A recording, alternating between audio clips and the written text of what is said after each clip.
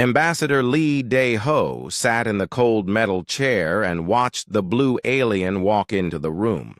The creature's skin looked like smooth stone, and its 4 arms moved in ways that made Lee feel sick.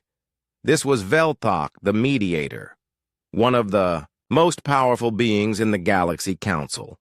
Lee had met him many times before, but today felt different. Today felt final. The meeting room in New Geneva was built to make humans feel small. The ceiling stretched up so high that Lee could barely see it. The walls were made of black glass that reflected the aliens' blue skin like mirrors. Everything about this place was designed to remind humans that they were the youngest species in the galaxy, the weakest, the ones who had to obey. Park Ji-won sat next to Lee, her hands folded tight in her lap. As Earth's defense minister, she had seen many of these meetings. Each time, the Galaxy Council asked for more. Each time, humans had to give it to them. Technology, resources, land, freedom. Always more. Kim So-young represented the outer colonies, the human settlements on distant worlds. She was a mother of 2 young children, and Lee could see the fear in her eyes. She knew what was coming. They all did. Velthok placed a silver device on the table. His voice came out of it, translated into human words, but the tone was cold and flat like a machine. The Galaxy Council has made its final decision about the human problem, Velthok said. You have been in our care for 50 years now. We have given you peace, protection, and guidance. But humans continue to show dangerous behaviors. Lee kept his face calm, but inside he felt his heart beating faster. Dangerous behaviors. That was what the Council called everything humans did that they didn't like.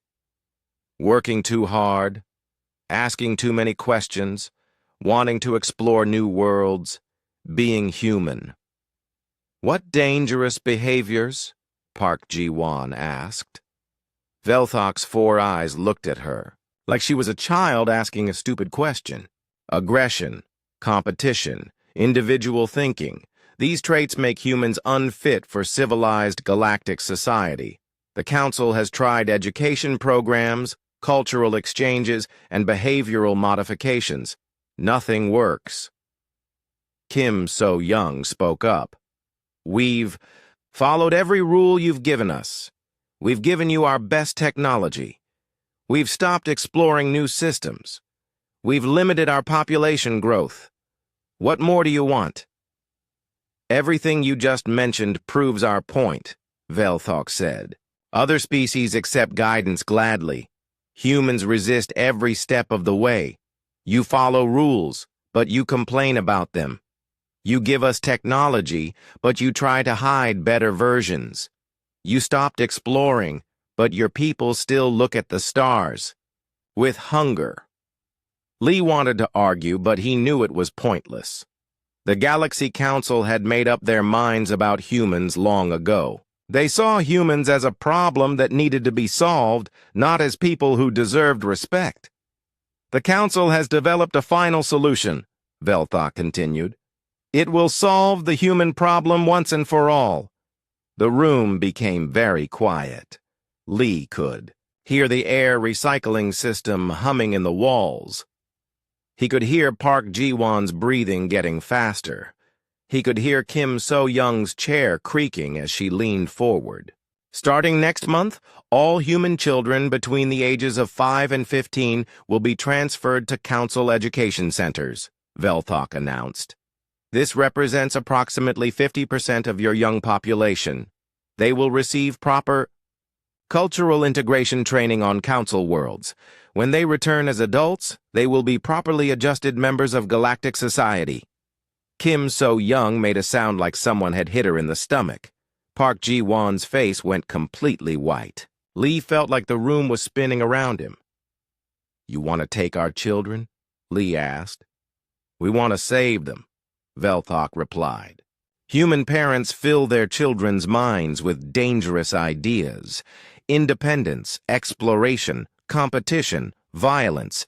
Council educators will replace these harmful concepts with proper values: cooperation, acceptance, obedience, peace. For how long? Kim So-young asked. Her voice was barely a whisper. Until they are adults. Perhaps 10 to 15 years, depending on how quickly each child adapts to proper thinking. Lee looked around the room at the other human representatives. Some looked angry. Some looked scared. Some looked like they had given up completely. This was what 50 years of council rule had done to humanity. They had learned to expect the worst and prepare to accept it. The decision is final, Velthok said. The first transports will arrive at Earth in 30 days. Colony worlds will follow in order of population size. Families who resist will be relocated to containment facilities until their children are collected. Kim So-young stood up. She didn't say anything. She just looked at Velthok for a long moment, then turned and walked toward the door. Her footsteps echoed in the huge room. Something about her movement made other humans start to stand up too. The representative from Mars got up and followed her, then the woman from the Jupiter colonies, then the man from Alpha Centauri. Lee watched them go and felt something changing inside him. For 50 years, humans had sat in rooms like this and accepted whatever the council told them. They had negotiated, compromised, and surrendered piece by piece. They had told themselves it was better than war, better than extinction. But there were some things that couldn't be negotiated, some lines that couldn't be crossed. Park Ji-won stood up next. She looked at Lee and nodded toward the door. Lee looked at Velthok one more time. "Ambassador Lee," the alien said, "you haven't responded to the Council's generous offer." Lee stood up slowly. He straightened his jacket and looked directly into Velthok's 4 alien eyes. "The negotiations are over," Lee said. He turned and walked toward the door. Behind him, he heard Velthok making confused sounds in his own language. The translator device couldn't handle whatever the alien was trying to say. Lee reached the door and paused.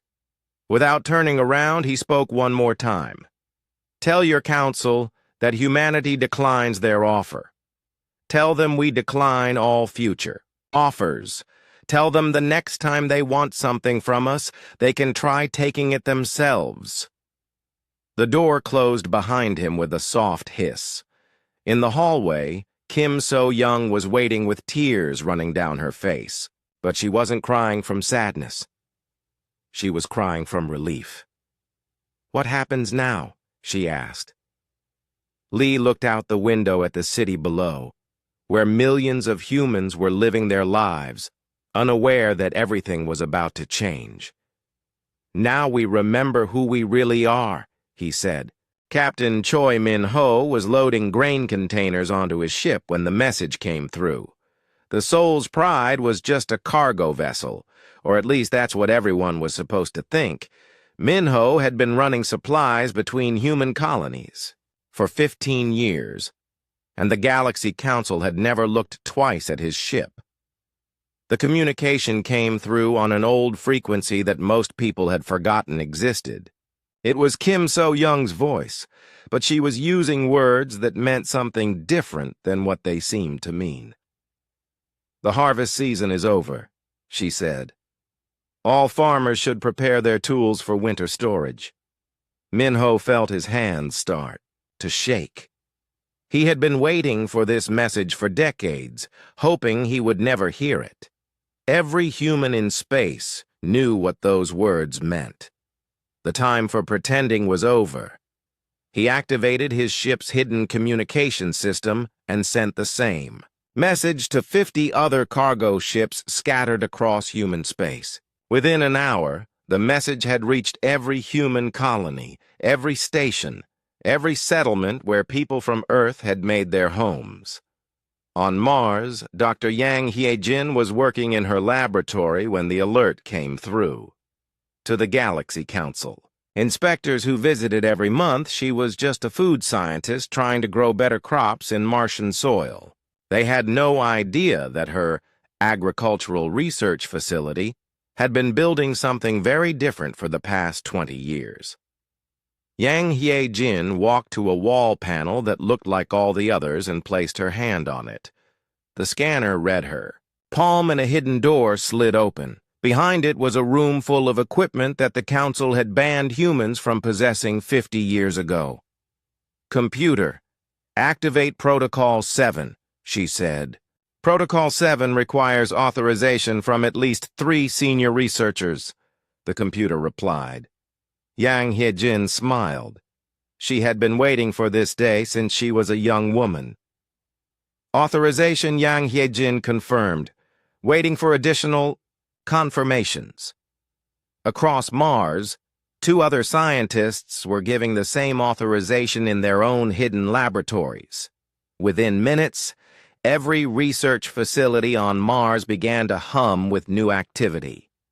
Deep in the asteroid belt, Commander Bai Jun-seo received the message while he was checking the mining equipment on Ceres Station.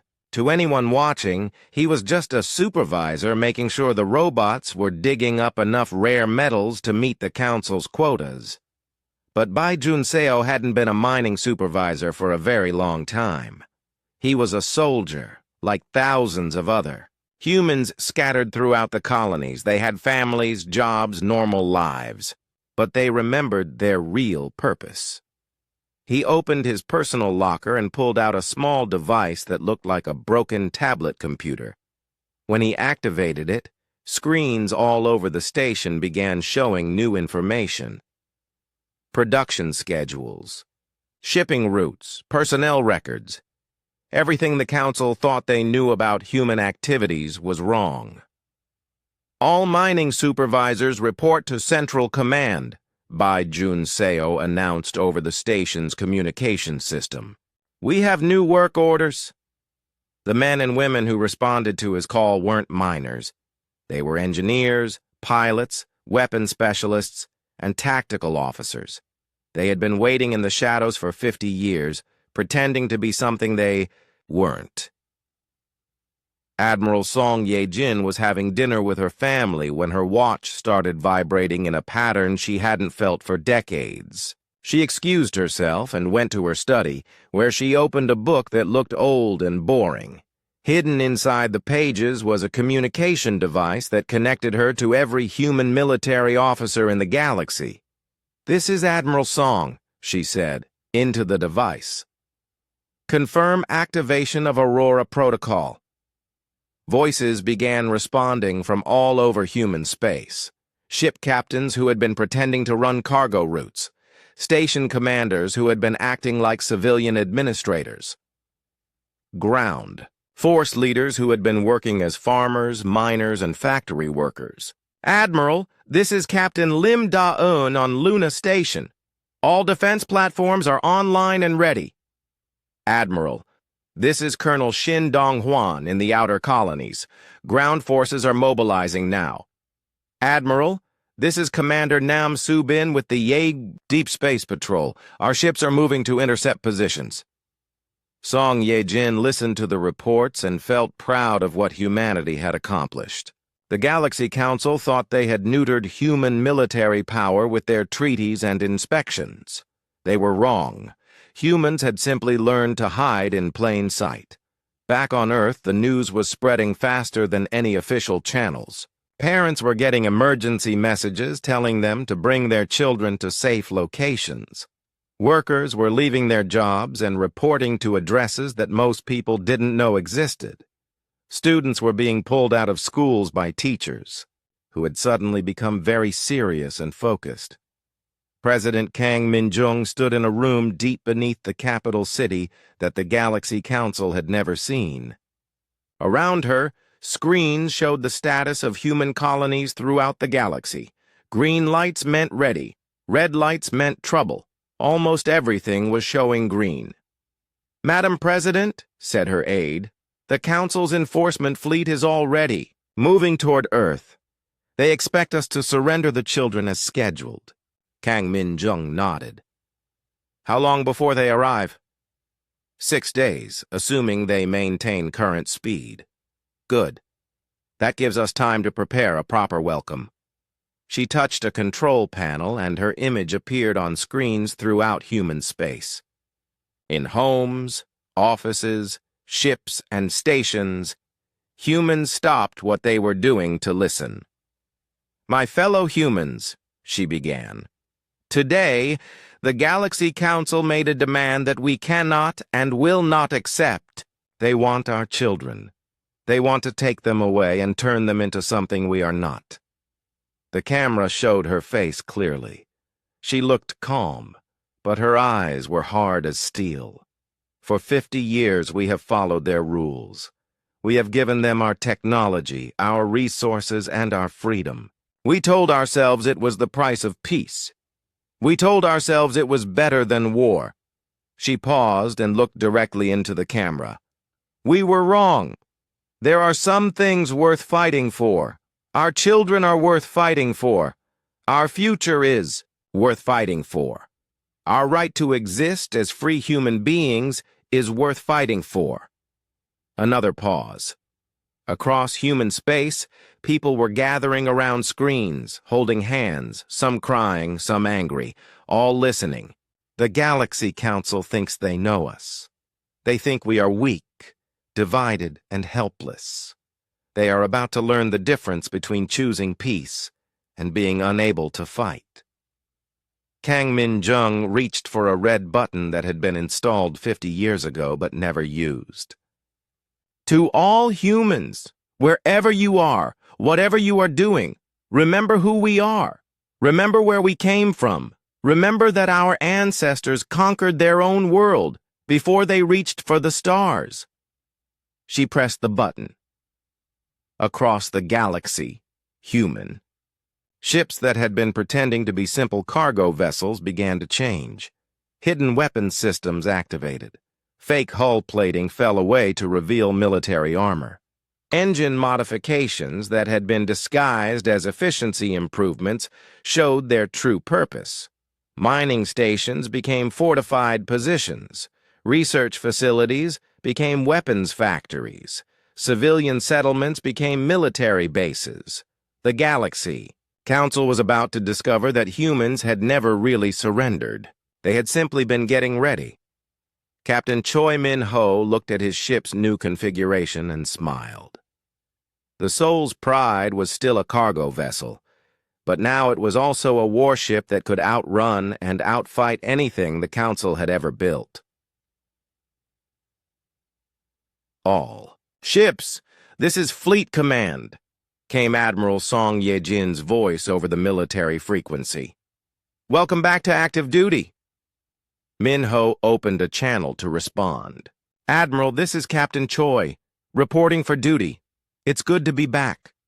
All across human space, similar conversations were happening. Soldiers were putting on uniforms they had hidden for decades. Ships were loading weapons they had claimed didn't exist. Families were saying goodbye to children who would go to hidden shelters instead of council education centers. The Galaxy Council had pushed too far.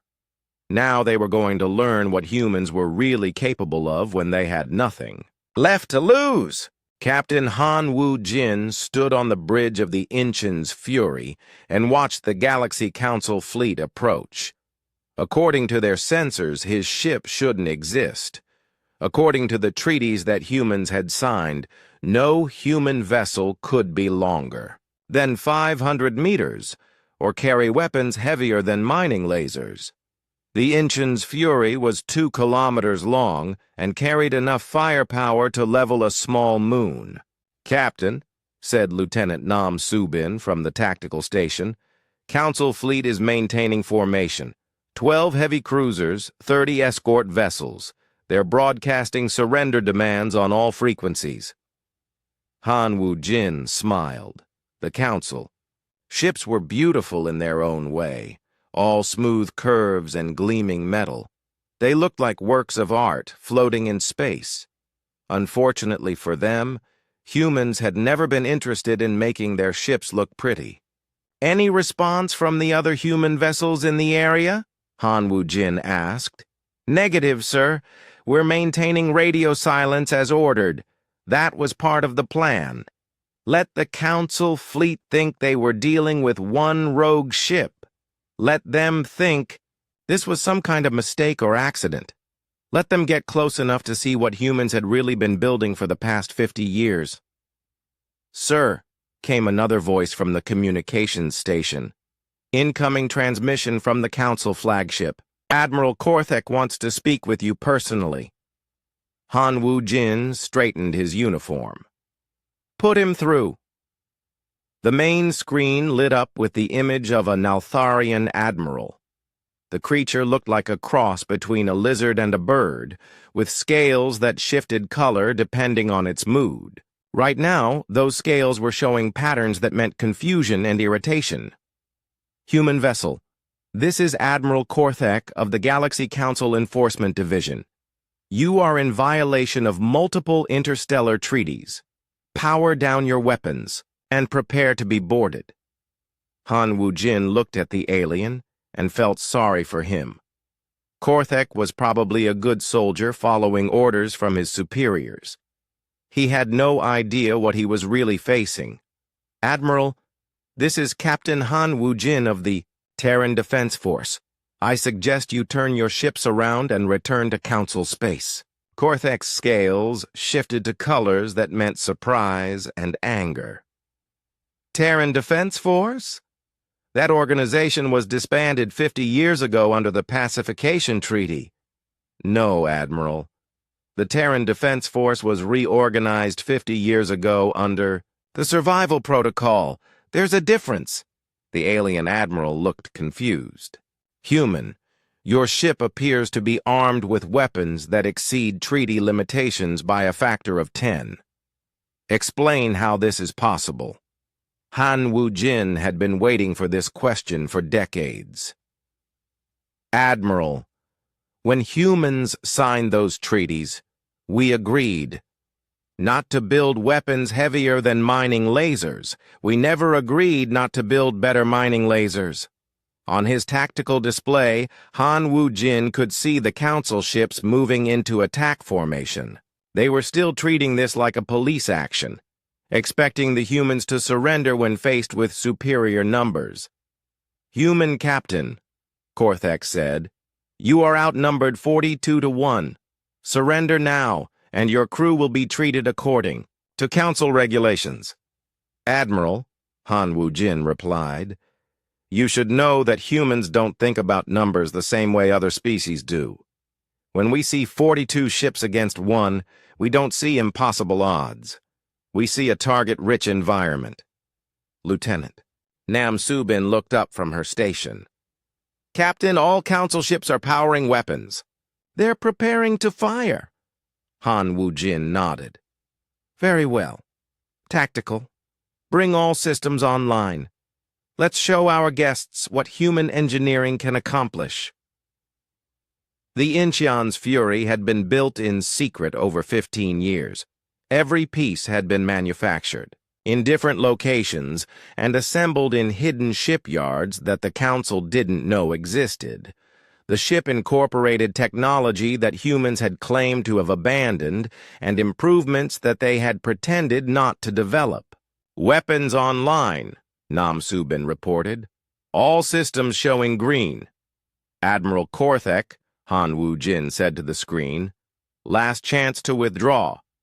The alien scales were now showing patterns that meant determination and aggression. "Human ship, you will surrender or be destroyed." "I tried to warn you," Han Wu-jin said, and cut the transmission. The Council ships opened fire first, sending streams of plasma and particle beams toward the human vessel, the weapons that could destroy most. Ships in the galaxy struck the Incheon's Fury's shields and scattered like raindrops hitting a window. "Shield strength holding at 98%. reported the engineering officer. "No damage to primary systems." Han Woo-jin turned to his tactical officer. "Return fire. Show them what those mining lasers can really do." The Incheon's Furies weapons were indeed based on mining laser technology, but humans had spent 50 years figuring out how to make mining lasers that could cut through anything the galaxy could throw at them, including Council ship armor. The first blast from the human ship cut a Council cruiser completely in half. The second and third shots destroyed 2 escort vessels so quickly that their crews probably never knew what hit them. "My God," whispered the communications officer. "Did we just do that?" "We did exactly what we were designed to do," Han Woo-jin replied. "Defend humanity." The remaining Council ships scattered, trying to get out of range of the human weapons. But the Incheon's Fury was faster than anything they had ever seen. Human engines didn't just move ships through space, they bent space around them in ways that made Council physics look primitive. "Captain," Nam Soo-bin said, "picking up multiple Council distress signals. They're calling for reinforcements." "Let them call," Han Woo-jin said. "It's time the galaxy knew what they're dealing with." Over the next 2 hours, the Incheon's Fury systematically destroyed the entire Council enforcement fleet. Not because Han Woo-jin enjoyed killing, but because humans had learned something important during their 50 years of forced peace. If you're going to fight, make sure your enemies never want to fight you again. When the last Council ship was nothing but debris floating in space, Han Woo-jin opened a communication channel on all frequencies. "This is Captain Han Woo-jin of the Terran Defense Force, broadcasting to all Galaxy Council vessels and installations. You came to human space to take our children. You came expecting to find a weak species that would surrender without a fight." He paused and looked around his bridge at the crew members who had spent their entire adult lives preparing for this moment. "You were wrong about us. We are not the species you thought you knew. We are not the peaceful, helpless humans who signed your treaties 50 years ago. We are the descendants of predators who conquered their own world before they reached for the stars." On Earth, billions of humans were watching the broadcast. On every human colony, families gathered around screens to hear their captain speak for all of them. The Galaxy Council wanted to know what makes humans different from other species. Here is your answer. Other species fight for territory, resources, or dominance. Humans fight for the right to exist as free beings. When you threaten our children, you threaten our future. When you threaten our future, you discover what our ancestors were capable of. The camera on Han Woo-jin's bridge showed the debris field where the Council fleet used to be. To the Galaxy Council, withdraw from all human space immediately. Forget we exist. Try to govern us again, and we will remind the galaxy why our species conquered their own world before they conquered the stars. He cut the transmission and turned to his crew. "Communications. Send our battle data to every human ship in the galaxy. Let everyone see what we accomplished here today." "Yes, sir," came the reply. "Navigation. Set course for Earth.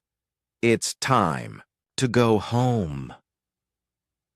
As the Incheon's Fury turned toward human space, Han Woo-jin thought about the children who would never be taken from their families. He thought about the humans who had spent 50 years pretending to be something they weren't. Most of all, he thought about the message they had just sent to the galaxy. Humanity was no longer negotiating. Behind them, the debris of the Council fleet slowly dispersed into space. Soon other Council ships would arrive to investigate what had happened here. They would analyze the wreckage and send reports to their superiors. Those reports would change everything. The galaxy was about to learn that humans had never been the peaceful, helpless species they appeared to be. They had been something much more dangerous, a warrior race that had chosen to hide its true nature until the moment it became necessary to reveal it. That moment had arrived, and the Galaxy Council was about to discover that some species should never be pushed too far. Grand Marshal Tekvar of the Hegemony Defense Corps stood before the largest war fleet ever assembled in galactic history. 2,000 ships from 12 different species floated in formation around the massive command vessel.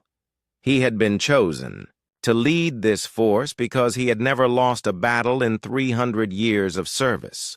Today would be different. Today, he was going to crush the human rebellion before it could spread to other species. "Marshal," said his intelligence officer, a spider-like creature called Sith-Ak, "our scouts report that human forces are concentrated around their home system.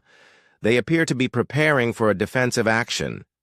Tekvar studied the tactical display. The humans had perhaps 50 ships defending Earth and the nearby colonies. Against his fleet of 2,000, it would be a slaughter. Good. The galaxy needed to see what happened to species that defied the Council. Have the humans responded to our surrender demands? Tekvar asked. Yes, Marshal. Their response was unusual. Sithek activated the communication display. A human woman appeared on the screen. She was older, with gray hair and tired eyes, but when she spoke, her voice was steady and calm. This is Fleet Admiral Lim Da-Yun of the Terran Defense Force. We have received your demands for surrender. Our response is simple. Come and take what you want. We'll be waiting. The transmission ended. Tekvar laughed. The human admiral sounded like a warrior, but warriors needed more than courage to win battles. They needed numbers, superior technology, and tactical advantage. The humans had none of these things. All ships, advance to attack formation. Tekvar ordered. We will end this rebellion today. The massive fleet began moving toward human space. But as they approached the outer edge of the solar system, Tekvar's sensors began detecting something strange. Marshal, reported his tactical officer, we're picking up energy signatures from the asteroid belt. Multiple contacts, but they're too small to be ships. Mining stations, Tekvar said dismissively. Ignore them and focus on the real targets. That was his first mistake. Colonel Shin Dong-Hwan floated in his combat suit among the asteroids, watching the Council fleet approach. Around him, 1,000 other human soldiers waited in similar positions. They had been living in the asteroid belt for weeks, preparing for this moment.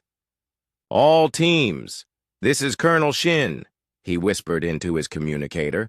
Target the command ships first. Remember, we only get one surprise attack. The humans had learned something important during their 50 years of peace. The best way to fight a larger enemy was to make them fight blind. The Council fleet was enormous and powerful, but it depended on communication between ships to coordinate its attacks. Shin Dong-Hwan activated his suit's stealth systems and began moving toward the nearest Council cruiser. Behind him, his team spread out like ghosts in the darkness. On Earth, President Kang Min-jung watched the Council fleet advance on her tactical displays. The alien ships were beautiful and terrible, like moving mountains covered in weapons. Any one of them could destroy a human city with a single shot. Madam President, said her military advisor, Admiral Lim's fleet is in position. All defense platforms are online. Ground-based weapon systems are ready. Kang Min-jung nodded. And our special operations teams? Colonel Shin reports ready. Lieutenant Jiang's psychological warfare division is standing by. All deep strike units are in position. Good. Let's see how well the Council fights when they can't see their enemies. Back in space, Tekvar was growing impatient. His fleet had been advancing for hours, but the humans hadn't launched any ships to meet them. Were they really going to wait until the Council reached Earth itself? "Marshal," said his communications officer, "we're losing contact with some of our rearguard ships. It might be interference from the local star." Tekvar frowned. "How many ships?" "7 so far." All communications stopped suddenly. That was when Tekvar realized he had made a terrible mistake. The humans weren't waiting for him to reach Earth. They were already among his fleet. Colonel Shin Dong-hwan and his team had spent the last 2 hours moving from ship to ship, using equipment that the Council didn't know humans possessed. They didn't try to destroy the vessels. That would have been impossible with the weapons they carried. Instead, they did something much more effective. They cut the communication lines. A space fleet was like a single organism with thousands of eyes and hands. Take away its ability to see and communicate, and it became just a collection of confused individual units. "Team Alpha, communication array destroyed," came the report over Shin's radio. "Team Beta, sensor grid offline," came another. "Team Gamma, command bridge isolated." One by one, the Council ships were being blinded and deafened. Their crews had no idea what was happening. All they knew was that they could no longer talk to each other or coordinate their attacks. Lieutenant Jang Hae-won was leading a different kind of attack. While Colonel Shin's teams cut communication lines, her psychological warfare specialists were broadcasting messages directly into the Council ships. "Attention, Caltharian crews," her voice said in perfect Caltharian language. "This is Terran. Command. Your fleet has been infiltrated by human special forces. We know the location of every ship. We know your weaknesses. We know your fears." The broadcasts were carefully designed to sound calm and confident, like humans knew secrets that they shouldn't know, which, in fact, they did. "Your commanders have led you into a trap," Jang continued. "Human forces are already aboard your vessels. Check your life support systems. Check your reactor cores. Check your weapons systems. When you find our modifications, you will understand that we could have destroyed you at any time." The genius of the psychological attack was that it was mostly true. Human teams were aboard many Council ships, and they had indeed modified critical systems, not to destroy them but to prove that they could. A Caltharian engineer checking his ship's reactor found a small device attached to the main power conduit. A human device. It could have been a bomb, but instead it was broadcasting a simple message. "We were here. We could have killed you all. Think about that." Similar devices were being found throughout the Council fleet. The aliens began to realize that humans had been moving among their ships like ghosts, touching whatever they wanted, going wherever they pleased. Grand Marshal Tekvar felt his control of the battle slipping away. Half his ships couldn't communicate with the others. His crews were reporting sabotage and infiltration. Worst of all, his sensors were detecting human ships that hadn't been there before. "Where did those vessels come from?" he demanded. "Unknown, Marshal. They seem to have appeared from nowhere." Fleet Admiral Lim Da-eun smiled as her ships moved out of the shadows where they had been hiding. Human stealth technology was 50 years ahead of anything the Council possessed. Her fleet had been watching the Council ships for hours, waiting for the perfect moment to attack. "All ships, this is Admiral Lim," she broadcast to her forces. "Begin Operation Thunderstorm." The human fleet didn't fight like other species. They didn't form neat lines and trade shots with their enemies. Instead, they moved like a school of fish or a flock of birds, each ship knowing exactly where the others were going without needing to communicate. They hit the Council fleet from 6 different directions at once, targeting the ships that had lost communication with their allies. A confused, blind enemy couldn't coordinate defense against attacks coming from everywhere at once. "Marshal!" screamed his tactical officer. "We're taking heavy losses! The humans are destroying our ships faster than we can respond!" Tekvar watched, his beautiful fleet being torn apart by an enemy that seemed to know exactly where to strike. Every attack hit a weak point. Every assault targeted the most important ships. It was like the humans could read his mind, which in a way, they could. Lieutenant Zhang's psychological warfare teams had been monitoring Council communications for weeks, learning how their enemies thought, how they reacted under pressure, how they made decisions. Humans were very good at understanding their enemies. It was a skill they had developed during millions of years of evolution on a world where everything wanted to kill them. "Marshal," came a desperate voice from the communications station. "Admiral Korthek's sector is requesting permission to retreat. They've lost 60% of their ships." Retreat? Tekvar couldn't believe what he was hearing. "We still outnumber them 5-1. "Yes, Marshal, but they're not fighting like a fleet. They're fighting like individual hunters, and we can't predict what they're going to do next." As if to prove the point, a group of human ships suddenly appeared directly above the Council command vessel. They had approached from the direction of the local star, using its radiation to mask their approach. "This is Fleet Admiral Lim Da-un," came a transmission directed specifically at Tekvar. "Grand Marshal, your fleet is defeated. You can continue this battle and lose everything, or you can withdraw and save the ships you have left." Tekvar looked at his tactical display. In 4 hours of fighting, he had lost over half his fleet. The humans had lost 3 ships. "How?" he asked. "Because, Marshal," Lim replied. "You thought you were fighting the species you conquered 50 years ago. But we were never conquered. We were just getting ready."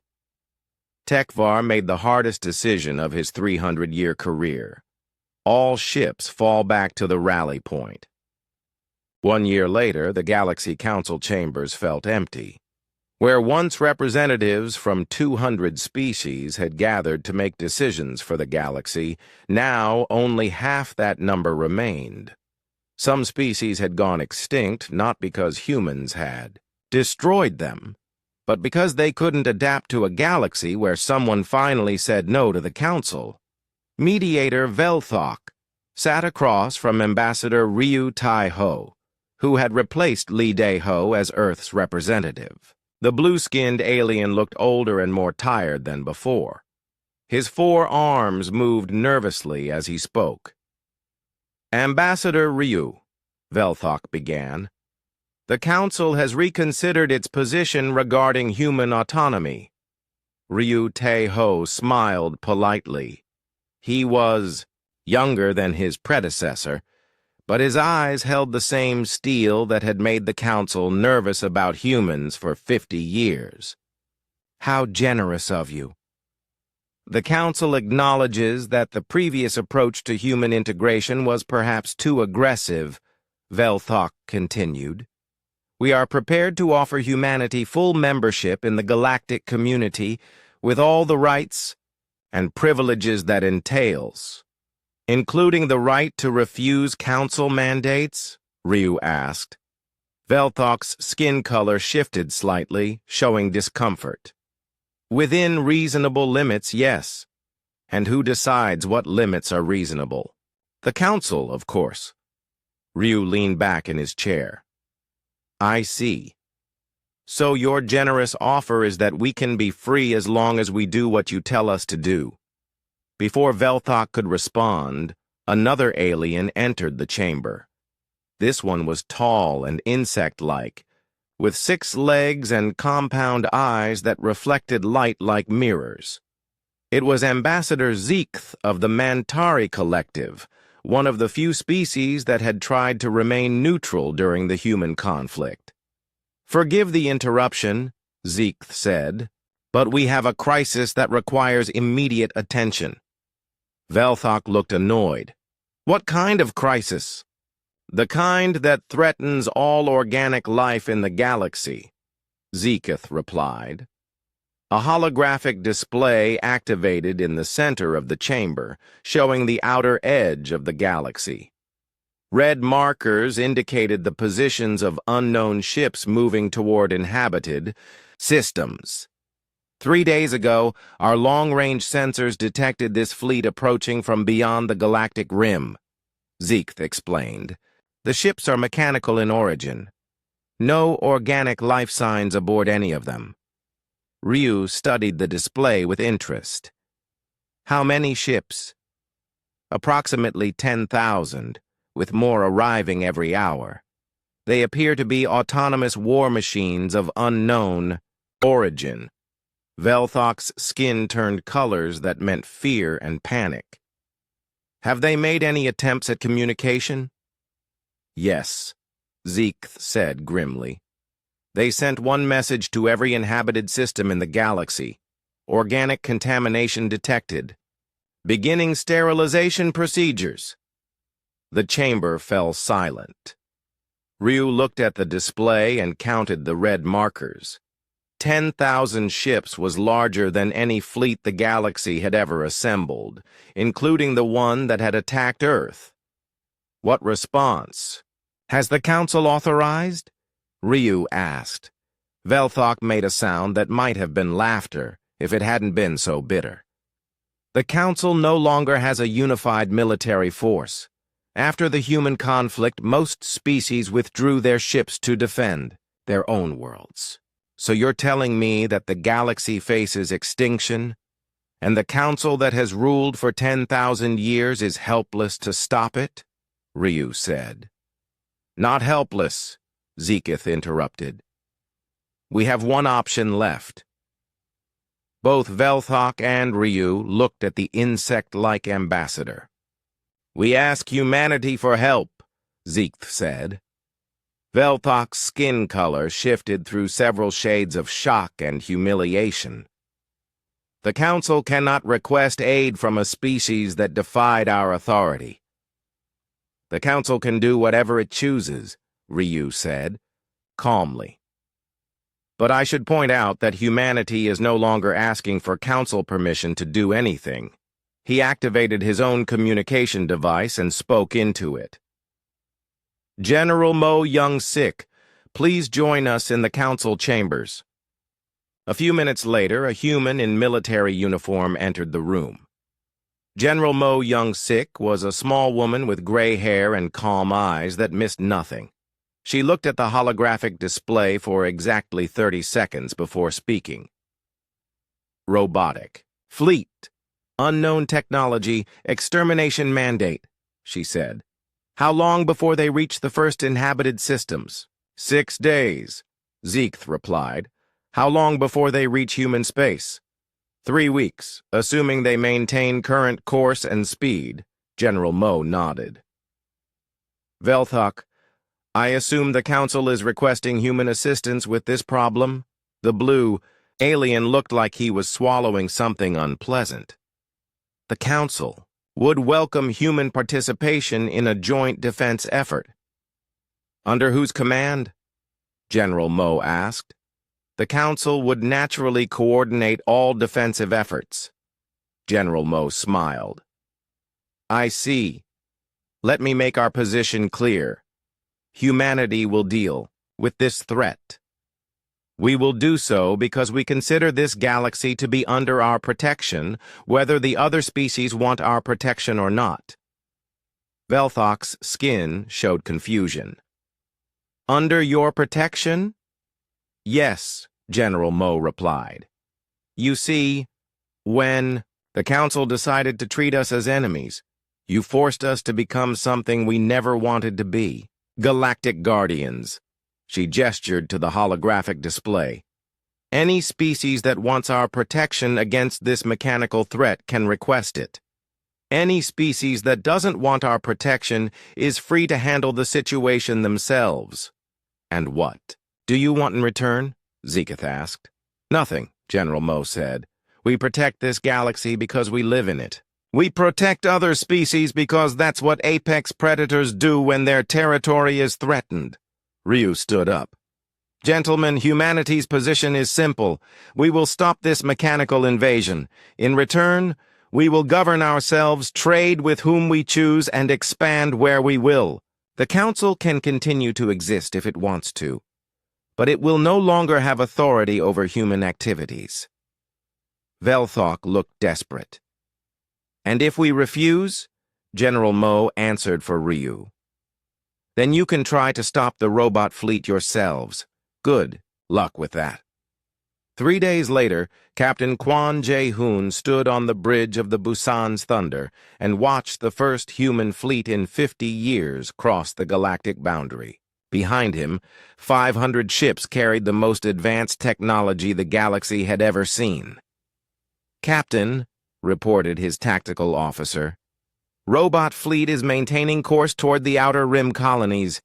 No change in their formation." Kwon studied the enemy vessels through his ship's sensors. They were sleek, efficient, and completely without decoration. Pure killing machines designed for one purpose: eliminating organic life. "Any response to our communication attempts?" he asked. "Negative, sir. They're not interested in talking." "Good," Kwon said. "Neither are we." The battle that followed lasted 18 hours and redefined warfare for every species in the galaxy. The robotic ships were fast, well-armed, and completely fearless. They coordinated their attacks perfectly and never hesitated or retreated. They had only one weakness: they fought like machines. Humans, on the other hand, fought like the descendants of a species that had survived on a death world by being more creative, more adaptable, and more vicious than anything that wanted to kill them. Engineer Park Si-jin watched the battle from her position in the fleet's technical support vessel. Her job was to analyze enemy technology and find ways to turn it against them. She had been doing this for 6 hours when she made an interesting discovery. "Captain Kwon," she transmitted to the command ship. "I found something. The robot. Ships are all connected to each other through quantum communication links. Can you disrupt those links?" Kwon asked. "Better than that," Park replied. "I can hack them." What followed was something the robotic fleet had never encountered before: an enemy that could turn their own coordination systems against them. Park's virus spread through the quantum network like wildfire, causing robot ships to attack each other, fly into asteroids, or simply shut down completely. By the end of the battle, the mechanical invasion force was nothing but floating debris. Not a single robotic vessel escaped to report back to wherever they had come from. Kwon opened a communication channel to the entire galaxy. "This is Captain Kwon Jae-hoon of the Terran Defense Force. The mechanical threat has been eliminated. Any organic species that requires assistance with cleanup operations should contact Human Fleet Command." He paused and looked around his bridge at the crew members who had just saved galactic civilization. "To all species in the galaxy, you are now under the protection of humanity. We did not ask for this responsibility, but we accept it. We will defend this galaxy against any threat, internal or external." Another pause. "The age of the Galaxy Council is over. The age of human guardianship has begun." Back on Earth, President Kong Min-jung watched the victory reports come in. Every human colony was celebrating. Every human ship was heading home. Every human family was safe. But she wasn't thinking about victory. She was thinking about responsibility. Ambassador Ryu approached her as she stood looking out at the stars. "Madam President," he said, "we have requests for human protection from 47 different species. How should we respond? Kang turned, away from the window. We respond the way humans always have. We protect those who cannot protect themselves. We fight those who threaten the innocent. We explore what has never been explored, she smiled. And we never, ever let anyone push us around again. In the Galaxy Council chambers, Velthok sat alone among empty seats. The Council still existed, but its power was broken. Most species had withdrawn to their own worlds. Others had requested human protection.